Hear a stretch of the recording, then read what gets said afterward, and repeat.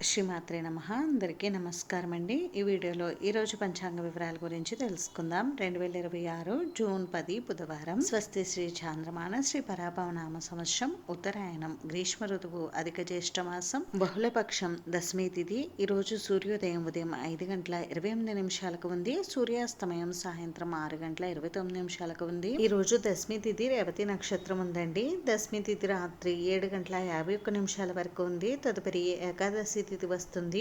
రేవతి నక్షత్రం రాత్రి తెల్లవారుజామున 4 గంటల 13 నిమిషాల వరకు ఉంది. తదుపరి అశ్విని నక్షత్రం వస్తుంది. యోగం సౌభాగ్య రాత్రి 12 గంటల 28 నిమిషాల వరకు ఉంది. తదుపరి శోభన కరణం వణిజ ఉదయం 8 గంటల 25 నిమిషాల వరకు ఉంది. తదుపరి భద్ర రాత్రి 7 గంటల 47 నిమిషాల వరకు ఉంది. తదుపరి భవ బ్రహ్మ ముహూర్తం తెల్లవారుజామున 4 గంటల 9 నిమిషాల నుండి 4 గంటల 57 నిమిషాల వరకు ఉంది. ఈ రోజు అభిజిత్ ముహూర్తం అయితే లేదు. అమృతకాలం రాత్రి 1 గంట 46 నిమిషాల నుండి 3 గంటల 19 నిమిషాల వరకు ఉంది. శుభ సమయం ఉదయం 9 గంటల నుండి 10 గంటల వరకు ఉంది. వజ్రం సాయంత్రం 4 గంటల 34 నిమిషాల నుండి 6 గంటల 7 నిమిషాల వరకు ఉంది. దుర్ముహూర్తం ఉదయం 11 గంటల 33 నిమిషాల నుండి 12 గంటల 25 నిమిషాల వరకు ఉంది. రాహుకాలం మధ్యాహ్నం 12 గంటల నుండి 1 గంట 30 నిమిషాల వరకు.